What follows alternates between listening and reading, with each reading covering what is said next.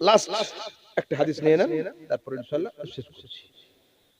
সিহা সিত্তার তিরমিজির হাদিস, সমাজ সংস্কারমূলক হাদিস। রাসূল বলছেন, ইযা ফাআলাত উম্মতি 15 খাসলাতান হাল্লা বিহাল বালা, যখন আমাদের সমাজে 15টা অপকর্ম শুরু হয়ে যাবে, আসমান থেকে বালার দরওয়াজা খুলে দেবে। কি কি? ইযা কানাল মাগনামু দুওয়ালা ওয়াল আমানাতু মাগনামা ওয়াজ যাকাতু মাগরামা ওয়া আতা আর-রাজুলু যাওজাতাহু ওয়া আক্কা উম্মাহু বাররা সাদিকাহু জাফা আবাহু ওয়ারতাফাআতিল আসওয়াতু ফিল মাসাজিদ ওয়া শুরিবাতিল খুমুর ওয়া লুবিসাল হারির ওয়াত্তাখাযাতিল কিনাত ওয়াল মাআযিফ। রাসূল বলছেন, সমাজে যখন আমানতে খেয়ানত শুরু হবে, আসমান থেকে বালার দরওয়াজা খুলে দেওয়া। শুরু হয়নি এখনো? বিলকুল শুরু হয়ে গিয়েছে। তারপর রাসূল বলছেন, যখন গরীব মিসকিন ফকির ইয়েতিমের মালকে সমাজের নেতারা নিজেদের প্রাইভেট প্রপার্টি হিসাবে ভক্ষণ শুরু করবে, আসমান থেকে বালার দরওয়াজা খুলে দেওয়া হবে। এই জিনিস নেই সমাজে? তারপর রাসূল বলছেন, ওয়া যাকাতু মাগরামা, যাকাতের মাল যখন ধনীদের কাছে জরিমানার মাল হয়ে যাবে, অর্থাৎ আপনি স্বাধীনপুর স্টেশনে নামলেন, স্বাধীনপুর নামলেন ট্রেন থেকে, পকেটে টিকিট নেই, টিটি বলছে আসসালামু আলাইকুম, কি উত্তর হবে? আগে ওয়া আলাইকুম আসসালাম হবে না, আগে সারেন্ডার হতে হবে, স্যার আজকে টিকিট কাটতে পারিনি, ওয়া আলাইকুম আসসালাম, নয়তো এক্ষুনি ধরবে তো। হলো রাসূল বলছেন, যখন কিয়ামতের আগে আইম্মায়ে মাসাজিদ, ইমাম সাহেবরা, আলেমরা, মুফতিগণ ধনীদেরকে যাকাতের মসলা শোনাবে, যাকাত দাও বলবে, তাদের চেহারা কেমন হবে? তা বলছে, বিনা টিকিটে প্যাসেঞ্জারের চেহারা টিকির সামনে যেমন হয়ে যায়, আলেমকে দেখতে পেলে মুখ বাংলা পাঁচের মতো হয়ে যাবে। কি হচ্ছে না এখন? হ্যাঁ, শুরু হয়ে গেছে।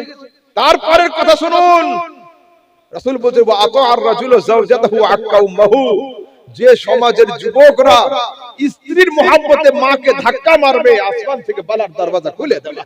আল্লাহু আকবার, কি কথা রাসূল, হচ্ছে না সমাজে? তারপর রাসূল বলছেন, বাররা সাদিকাহু ওয়া জাফা আবাহু, যখন সমাজের যুবকরা বন্ধুদেরকে সন্তুষ্ট করার জন্য আব্বার সঙ্গে ঝগড়া করে, আসমান থেকে বালার দরওয়াজা খুলে দেবে। হচ্ছে না?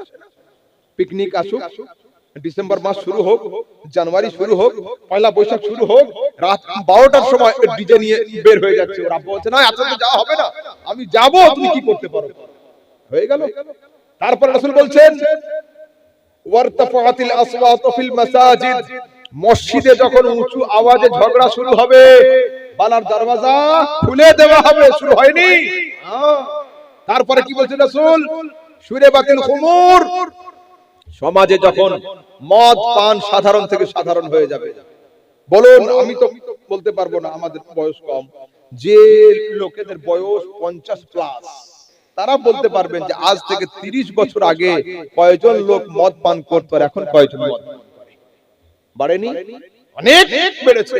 রাসূল বলেন, শুরিবাতিল খুমুর, সমাজে মদ পান যখন সাধারণ থেকে সাধারণ হয়ে যাবে, আসমান থেকে বালার দরওয়াজা খুলে দেবে। ওয়াল লুবিসাল হারির, রেশমের কাপড় যখন পরিধান করবে পুরুষরা এবং সোনার অলংকার পরবে পুরুষরা, তখন আসমান থেকে বালার দরওয়াজা খুলে দেওয়া হবে। তারপর রাসূল বলেন, ওয়াত্তাখাযাতিল কিনাত ওয়াল মাআযিফ, রাস্তার ধারে ধারে ছোট ছোট প্যান্ডেল লাগিয়ে যুবক যুবতীরা বাদ্যযন্ত্র নিয়ে যখন ডান্স শুরু করবে, আসমান থেকে বালার দরওয়াজা খুলে দেওয়া হবে। হচ্ছে না?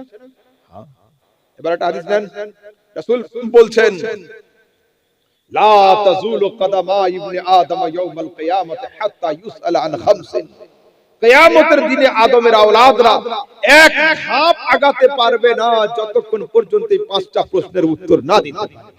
কি কি? তাহলে আন উমরিহি ফিমা আফনাহু, আপনাদের আমাদের জীবন সম্পর্কে জিজ্ঞাসা হবে যে তোমরা তোমাদের জীবনকে কোন কাজে লাগিয়েছিলে।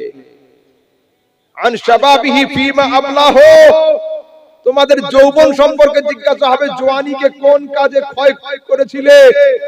আন মালিহি মিন আইনা ইকতাসাবাহু, তোমাদের ধন সম্পদ সম্পর্কে জিজ্ঞাসা হবে কোন জায়গা থেকে উপার্জন করেছিলে, ওয়া মিন আইনা আনফাকাহু, আর কোন জায়গাতে এই ধন সম্পদ খরচ করেছিলে, ওয়া মাযা আমিলা ফিমা আলামা, আর আলেমদের মুখ থেকে যা যা শুনেছিলে তার উপরে তোমরা আমল করেছিলে কিনা। এই পাঁচটা প্রশ্নের উত্তর দিতে না পারলে কিয়ামতের দিনে এক ধাপ আগানো যাবে না। বলুন, পরীক্ষার দিন সকালে যদি স্কুলে গিয়ে হাই স্কুলের ঘরের হেডমাস্টারের তালা ভাঙা দেখা যায়, ওই দিন কি পরীক্ষার হবে? হবে না। কি বলবে?